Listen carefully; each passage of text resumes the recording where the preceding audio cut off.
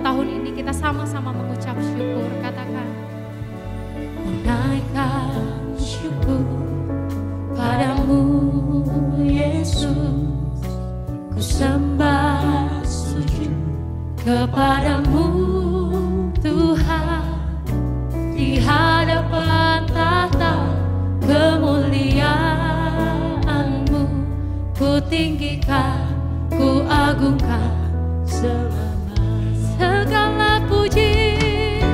segala puji, syukur bagimu, ku tinggikan namamu selalu, kemuliaan hanya bagimu, terpujilah namamu, segala puji,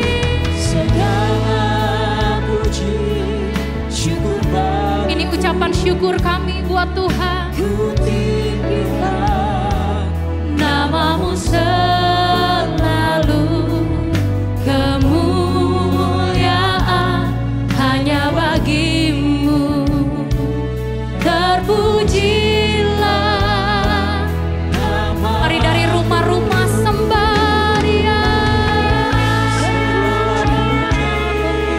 syukur bagimu Tuhan.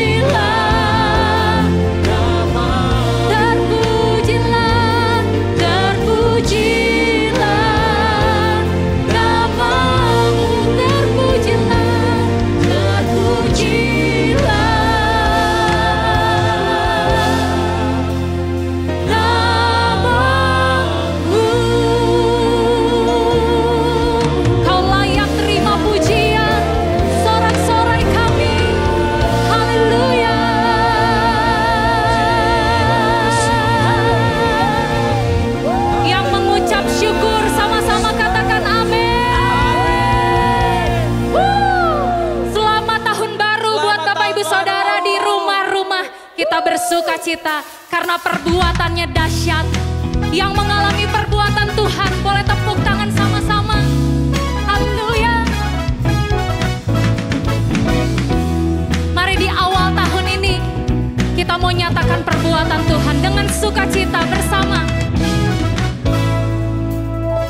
Banyaklah yang kau lakukan, Allahku, ya Tuhanku, perbuatan yang ajaib dan maksud. Amin.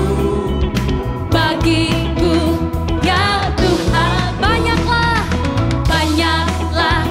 yang kau lakukan. Yes, perbuatanmu, Allahku, ya Tuhanku, perbuatan yang ajaib dan maksudmu. Bagiku, ya Tuhanku, tiada sepertimu. Tiada Allah yang sepertimu, tiada yang setara denganmu. Sungguh tak ada waktu hidup berkat kasih-Mu. Ajaib dan mulialah nama-Mu, sebab tiada yang seperti Engkau Tuhan. Tiada Allah yang seperti-Mu, tiada yang setara denganmu. Sungguh tak ada waktu hidup berkat kasih-Mu. Ajaib dan mulialah nama-Mu. Mari angkat tangan sama-sama, katakan. Banyaklah yang kau lakukan, Allahku, ya Tuhanku, perbuatan yang ajaib dan maksud-Mu. Bagiku, mari sambil tepuk tangan. Banyaklah yang kau lakukan, Allahku, ya Tuhanku, perbuatan yang ajaib dan maksud-Mu. Bagiku, mari bersukacita. Banyaklah yang kau lakukan, Allahku, ya Tuhanku, perbuatan yang ajaib dan maksud-Mu. Bagiku, ya Tuhan, bagiku,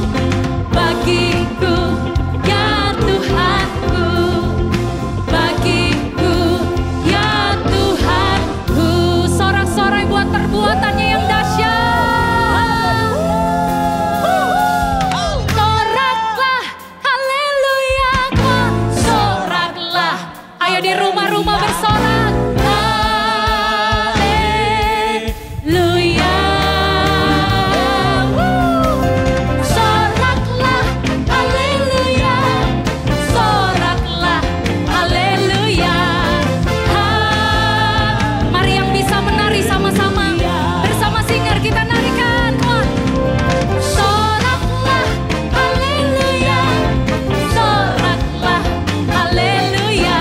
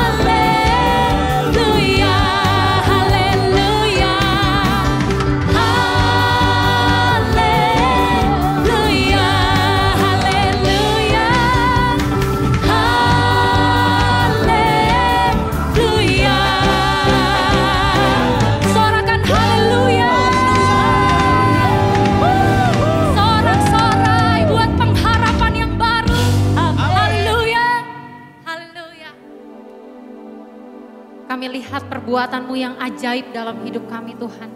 Di tahun yang baru ini, kami percaya Kau terus akan menyertai kami dengan kedahsyatan-Mu, dengan kehebatan-Mu. Dan itu membuat kami terus terkagum akan Engkau Tuhan Yesus. Haleluya, haleluya, Kau ajaib, Kau dahsyat bagi kami. Mari perkatakan kedahsyatan Tuhan saat ini. Kami bangga punya Allah seperti-Mu, Allah yang selalu kubanggakan. Terima kasih, kami sembah Allah yang dahsyat, Allah yang hebat. Kami kagum akan Engkau, perbuatan-Mu, keajaiban-Mu, kesetiaan-Mu Tuhan. Kami alami,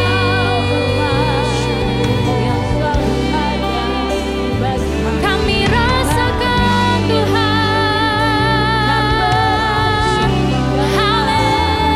Haleluya, sembah Dia Allah yang ajaib, sembah Dia Allah yang dahsyat, Allah yang hebat.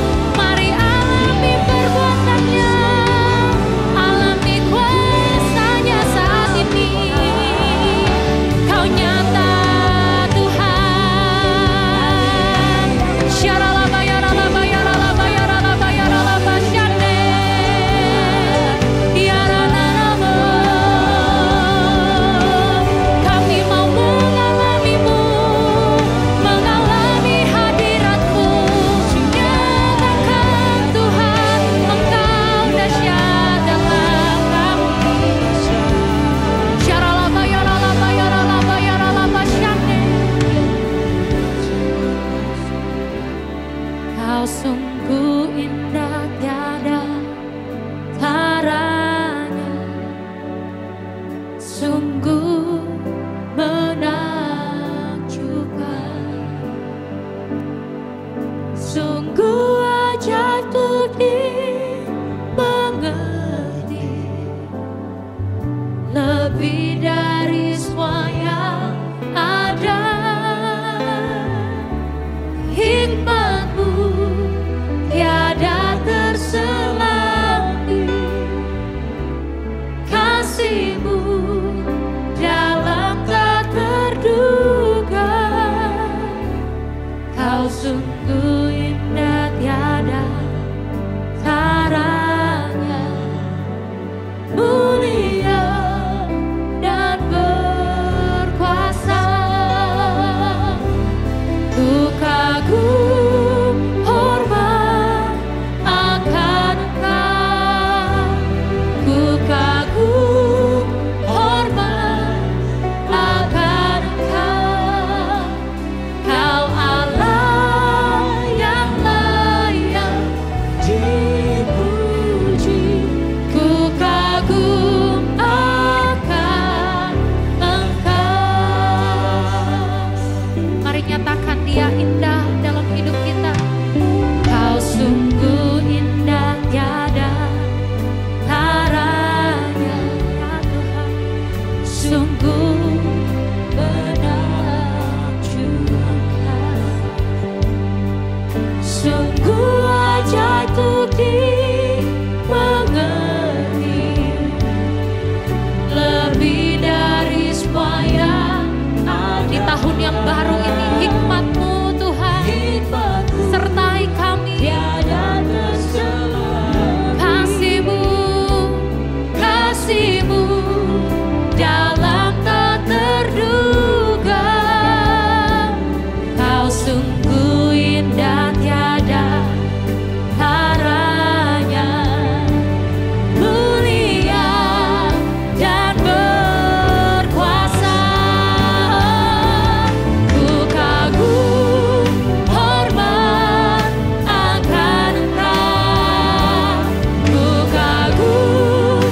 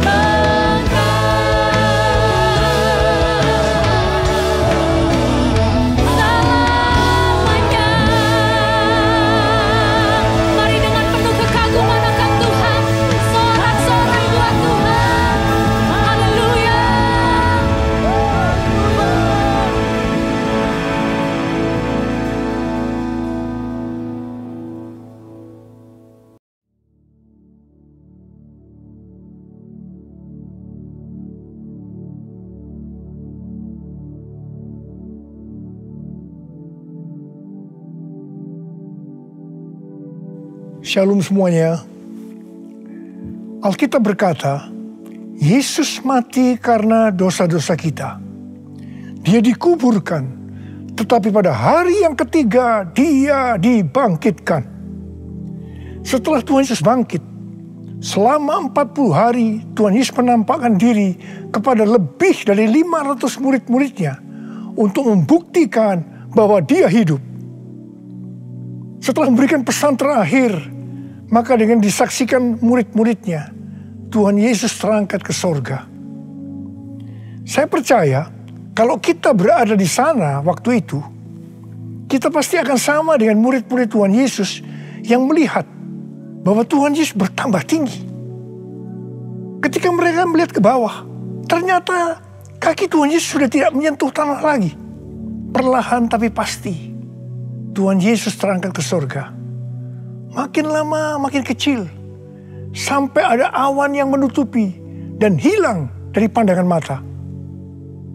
Sementara mereka terheran-heran melihat ke langit, maka ada 2 orang yang berpakaian putih di dekat mereka yang berkata, "Hai orang-orang Galilea, mengapakah kamu berdiri melihat ke langit?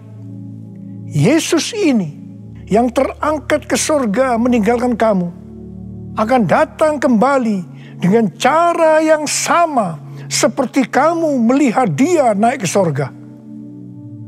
Dari ayat ini saya percaya kalau yang melihat Tuhan Yesus naik ke sorga adalah murid-murid Tuhan Yesus, maka yang akan melihat Tuhan Yesus turun dari sorga menjemput gerejanya adalah murid-murid Tuhan Yesus. Tuhan Yesus berkata dalam Yohanes 14 ayat 1-3, "Janganlah gelisah hatimu. Percayalah kepada Allah. Percayalah juga kepadaku. Di rumah Bapa-Ku banyak tempat tinggal. Jika tidak demikian, tentu aku mengatakannya kepadamu. Sebab aku pergi ke situ untuk menyediakan tempat bagimu. Dan apabila aku telah pergi ke situ dan telah menyediakan tempat bagimu, aku akan datang kembali dan membawa kamu ke tempatku, supaya di tempat di mana aku berada, kamu pun berada." Pesan Tuhan Yesus ini ditujukan untuk murid-muridnya. Karena itu, kalau kita mau ikut dalam pengangkatan, maka kita harus menjadi murid Tuhan Yesus. Murid Tuhan Yesus adalah kita-kita yang hidupnya sama seperti Kristus telah hidup. Karena kita hidup sama seperti Kristus telah hidup, maka kita akan menjadi serupa dengan gambarnya. Roma 8 ayat 29 berkata, "Sebab mereka yang dipilihnya dari semula, mereka juga ditentukannya dari semula untuk menjadi serupa dengan gambaran anaknya, supaya ia, anaknya itu, menjadi yang sulung di antara banyak saudara." Jadi goal kita sebagai orang percaya adalah menjadi serupa dengan gambar Yesus. Memasuki tahun 2021, Tuhan memberikan tema bahwa tahun 2021 adalah tahun integritas. Kita harus menjadi orang yang berintegritas, yang artinya kita berbicara dan melakukan apa yang kita percayai sesuai dengan kebenaran firman Allah. Jadi, kita harus hidup dengan jujur dan tulus di hadapan Tuhan. Sebagai panutan untuk menjadi orang yang berintegritas adalah Tuhan Yesus sendiri. Sebab Tuhan Yesus adalah the man of integrity. Menjadi murid Tuhan Yesus adalah menjadi orang yang berintegritas. Tuhan Yesus sangat menekankan agar kita menjadi orang yang berintegritas, karena kedatangannya sudah sangat-sangat dekat.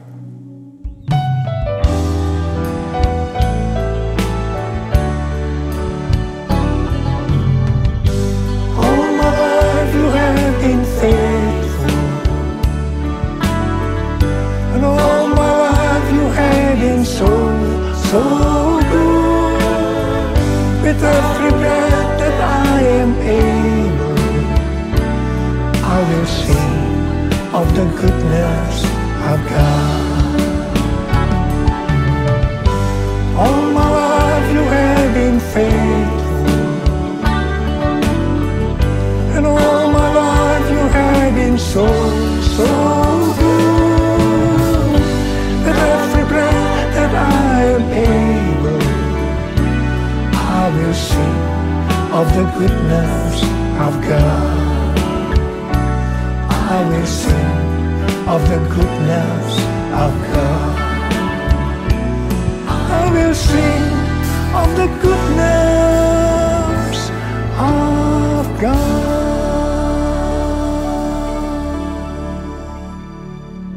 Ibrani 7 ayat 25 berkata, karena itu ia sanggup juga menyelamatkan dengan sempurna semua orang yang oleh Dia datang kepada Allah. Sebab Ia hidup senantiasa untuk menjadi pengantara mereka. Tuhan Yesus di sorga menjadi pengantara kita. Artinya, sebagai pendoa syafaat bagi kita, supaya kita selamat secara sempurna. Kalau kita berbicara tentang keselamatan, maka ada 3 hal yang harus diperhatikan. Yang pertama, keselamatan bisa hilang. Yang kedua, hampir-hampir tidak diselamatkan. Yang ketiga, selamat dengan sempurna. Orang yang sudah percaya bisa kehilangan keselamatan. Matius 7 ayat 21 sampai dengan 23 berkata, bukan setiap orang yang berseru kepadaku, Tuhan, Tuhan, akan masuk ke dalam kerajaan sorga, melainkan dia yang melakukan kehendak Bapakku yang di sorga. Pada hari terakhir, banyak orang akan berseru kepadaku, Tuhan, Tuhan, bukankah kami bernubuat demi namamu, dan mengusir setan demi namamu, dan mengadakan banyak mujizat demi namamu juga?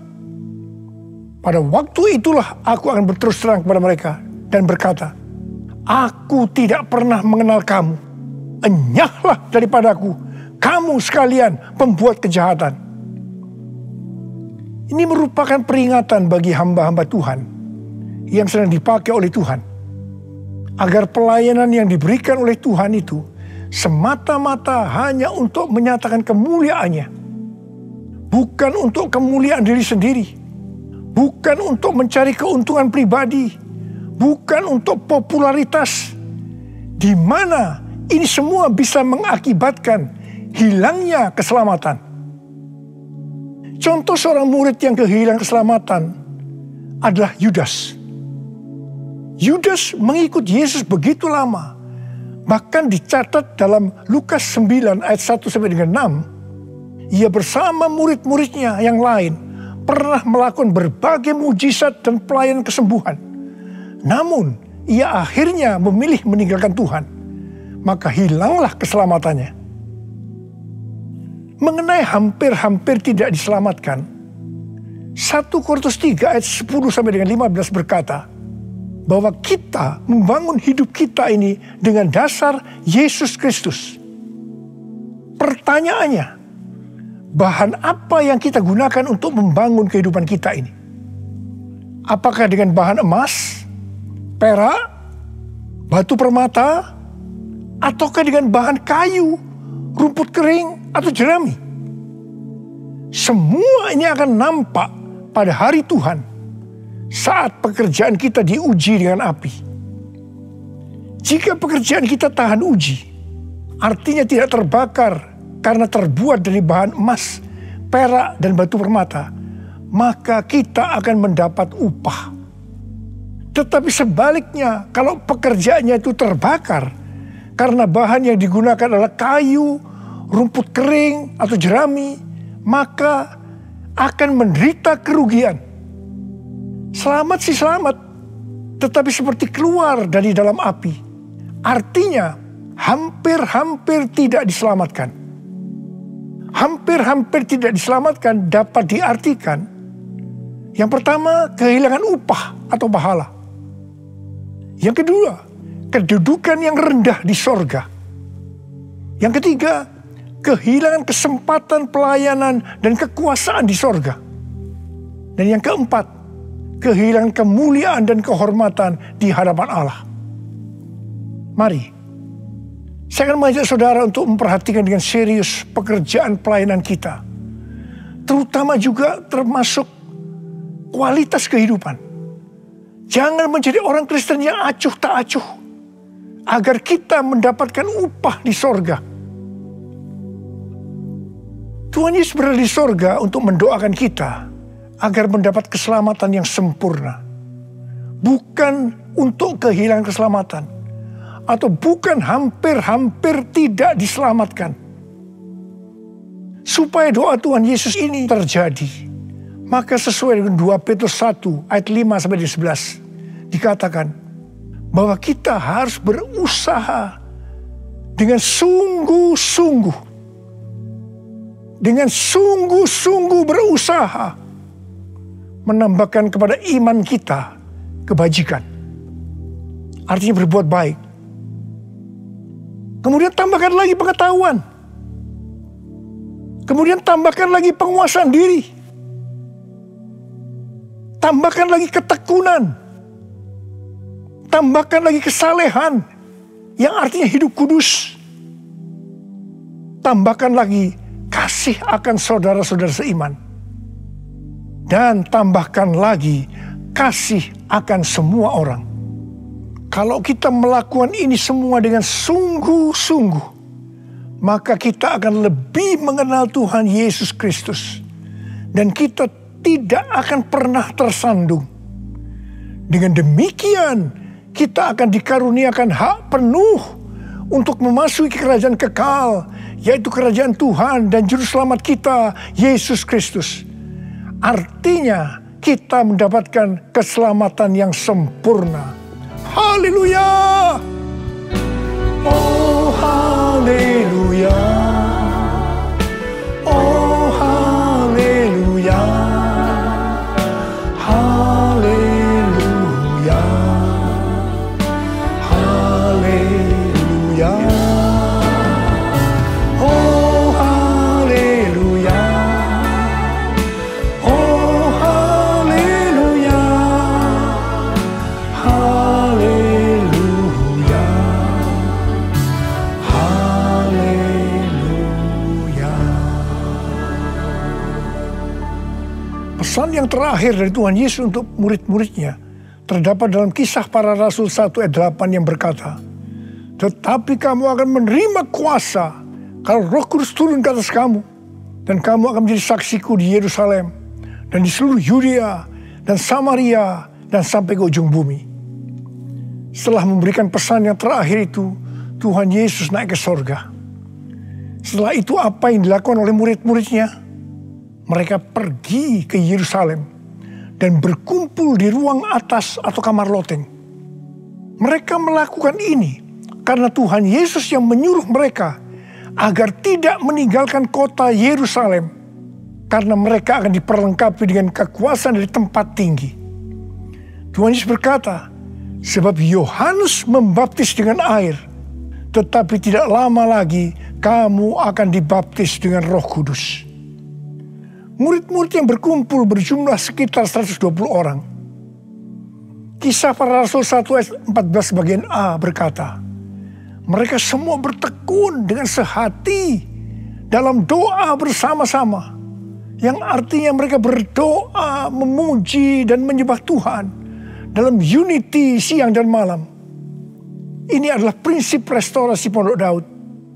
Ini adalah prinsip menara doa.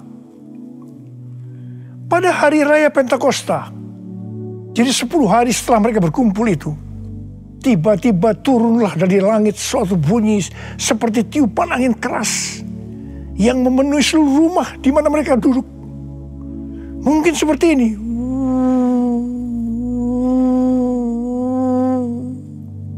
Dan tampaklah kepada mereka lidah-lidah seperti nyala api yang bertebaran dan hinggap pada mereka masing-masing.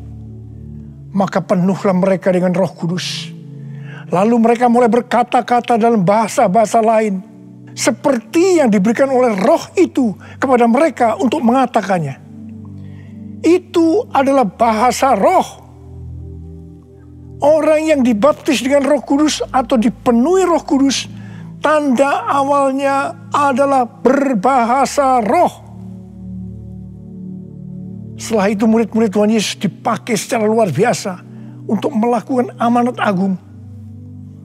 Tanda dan mujizat menyertai pelayanan mereka.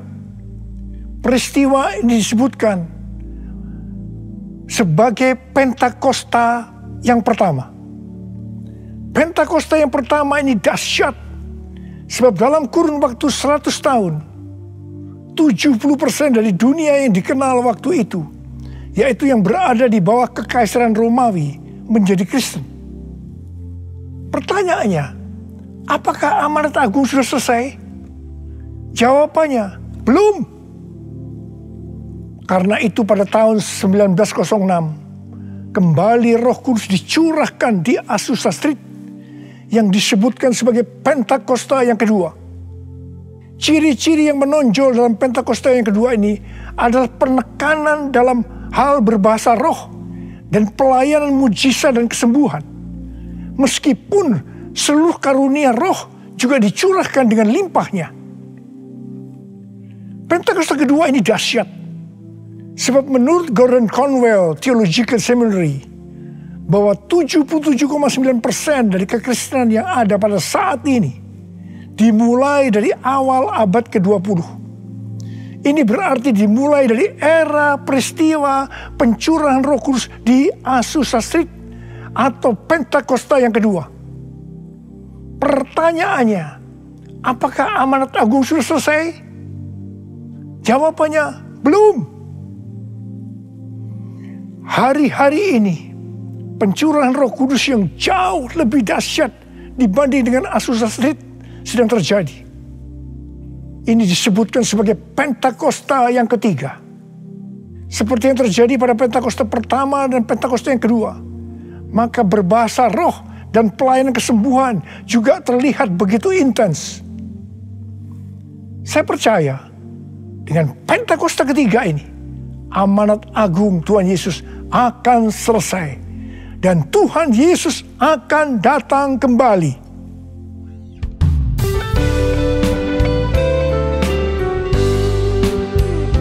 Curahkanlah kuasa-Mu Tuhan, mujizat terjadi di tempat ini. Curahkanlah kuasa-Mu Tuhan, mujizat terjadi sekarang ini. Curahkanlah kuasa-Mu Tuhan, mujizat terjadi di tempat ini. Curahkanlah kuasa-Mu Tuhan, mujizat terjadi sekarang ini. Mujizat terjadi sekarang ini. Mujizat terjadi sekarang ini.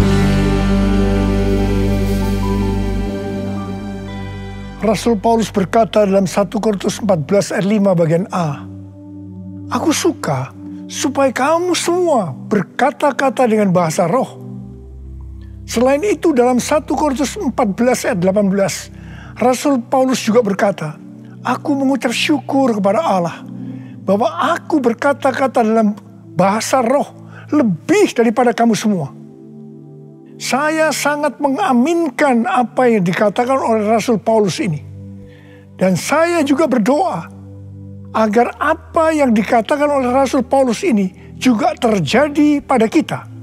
Yang percaya katakan amin. Apa yang terjadi kalau kita berbahasa roh?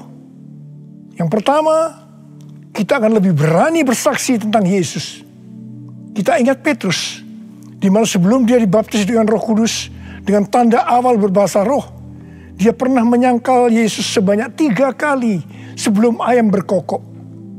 Setelah berbahasa roh, dia berani bersaksi tentang Tuhan Yesus, tidak peduli disesah dan dipenjarakan.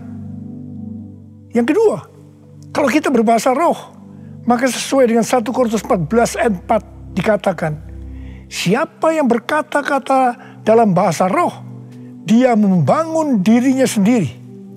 Yang artinya, kalau kita berbahasa roh, kita membangun iman kita. Yang ketiga, kalau kita berbahasa roh, kita akan lebih merasakan hadiratnya. Dan lebih intim dengan dia. Karena ketika kita berbahasa roh, kita berkata-kata kepada Allah, bukan kepada manusia. Yang keempat, kalau kita berbahasa roh, kita akan bisa berdoa lebih lama lagi. Dan yang kelima, sesuai dengan 1 Korintus 14 ayat 14 dan 15 yang berkata, sebab jika aku berdoa dengan bahasa roh, maka rohkulah yang berdoa. Tetapi akal budiku tidak turut berdoa. Jadi apakah yang harus kubuat? Aku akan berdoa dengan rohku. Tetapi aku akan berdoa juga dengan akal budiku. Aku akan menyanyi dan memuji dengan rohku. Tetapi aku akan menyanyi dan memuji juga dengan akal budiku. Mari, bagi yang mau melakukan kata bersama saya, amin. Datanglah sekarang, penuhi kami dengan kuasa-Mu. Urapi kami sekarang ini dengan api Roh-Mu. Roh Kudus, ini hamba-Mu. Roh Kudus, penuhi hamba-Mu. Saya berdoa buat saudara. Ada berapa banyak di antara saudara yang rindu untuk dipenuhi dengan Roh Kudus hari ini? Ada berapa banyak yang rindu untuk dibaptis dengan Roh Kudus? Dengan tanda awal berbahasa roh. Saya boleh angkat tangan. Katakan bersama saya sekali lagi. Anointing, fall on me. Anointing, fall on me. Let the power of the Holy Spirit fall on me. Anointing, fall on me. Angkat tangan saudara. Curahkan Tuhan Roh-Mu, Tuhan. Curahkan Roh-Mu ya Tuhan. Penuhi kami semua dengan Roh-Mu ya Tuhan. Baptis anak-anak-Mu dengan Roh-Mu, dengan tanda awal berbahasa roh. Terima. Ora la masyikara la bala. Ora la mulai berbahasa roh. Saudara mulai dapat berbahasa roh. Ora la bala. Ora la bala. Oh dia la bala. Ora la bala. Anointing, fall on me.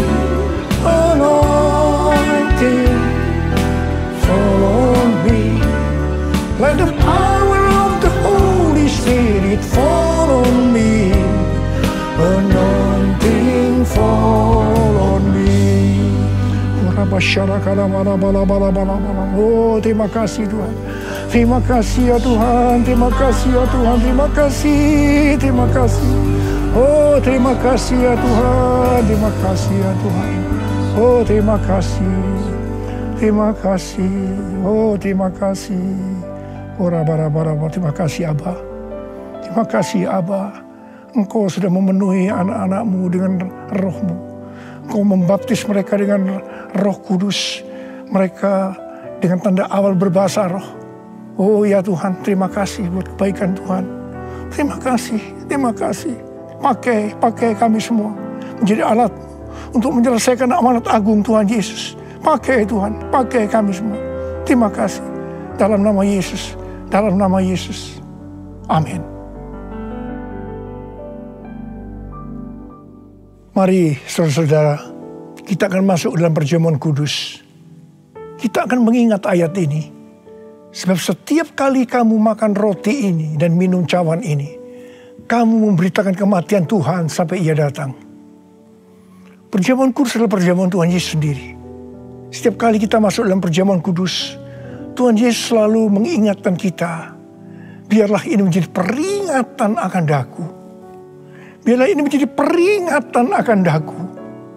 Karena itu, mari arahkan hati kita kepada kebaikan Tuhan. Kita akan mengingat kebaikan Tuhan. Supaya kita lebih mengasihi Tuhan Yesus. Kita lebih mengasihi satu dengan yang lain. Mari tundukkan kepala. Tuhan, siapakah kami sebelum kami mengenal Engkau? Kami semua orang berdosa. Upah dosa adalah maut, mati. Tapi Engkau yang tidak berdosa telah dijadikan dosa oleh karena kami. Engkau harus turun dari surga mulia, mati ganti kami dengan penderitaan yang luar biasa. Oh Tuhan, itu Engkau ya Aba. Engkau ya Aba. Itu Engkau ya Aba. Engkau jadikan kami sebagai anak-anak-Mu. Engkau tuntun kami, Engkau bela, Engkau berkati, Engkau lindungi kami. Engkau tegur juga kalau kami salah. Itu Engkau ya Aba. Itu Engkau.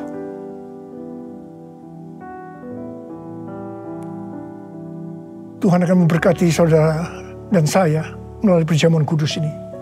Tapi Tuhan mau kita makan dan minum dengan cara yang benar. Karena itu masing-masing sekarang berdoa. Introspeksi. Lihat keadaan diri masing-masing. Jangan menyimpan dosa. Kalau ada dosa yang selama ini belum diselesaikan, mari sebelum kita masuk makan dan minum perjamuan kudus, minta ampun. Minta ampun. Minta ampun. Ampuni saya Tuhan. Katakan ampuni saya Tuhan. Ampuni saya. Ampuni. Ya Tuhan. Kau lihat anak-anak-Mu Tuhan. Mereka sedang menyelesaikan dengan Engkau. Mereka sedang minta ampun. Ampuni mereka ya Aba. Ampuni mereka.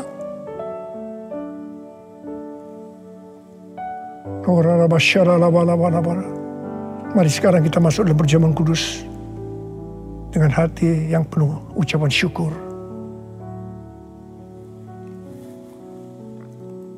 Sekarang mari angkat roti di tangan kanan kita tinggi-tinggi.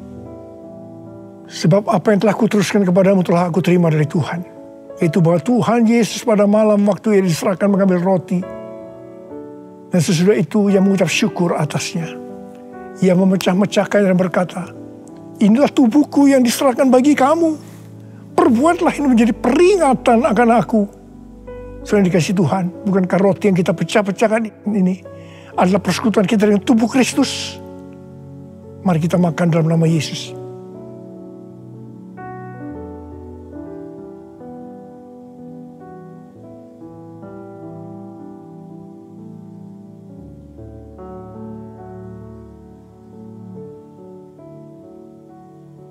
Sekarang angkat cawan di tangan kanan kita tinggi-tinggi. Demikian juga yang mengambil cawan sudah makan lalu berkata, cawan ini adalah perjanjian baru yang dimeteraikan oleh darahku. Perbuatlah ini setiap kali kamu meminumnya menjadi peringatan akan aku. Selain dikasih Tuhan, bukankah cawan pengucapan syukur yang atasnya kita ucapkan syukur adalah persekutuan kita dengan darah Yesus? Mari kita minum dalam nama Yesus.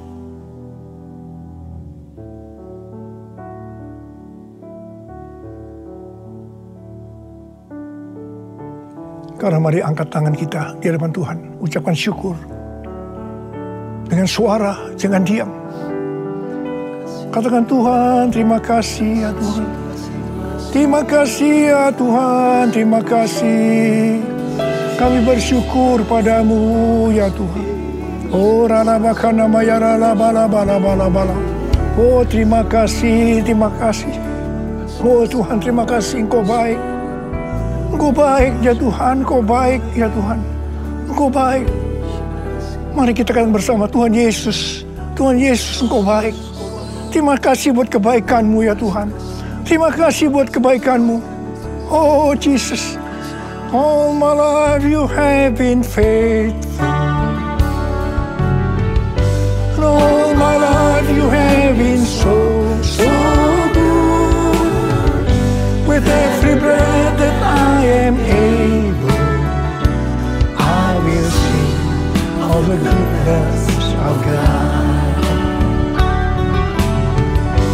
All my life you have been faithful, and all my life you have been so, so good. With every breath that I am able, I will sing of the goodness of God. I will sing of the goodness of God. I will sing of the goodness of God.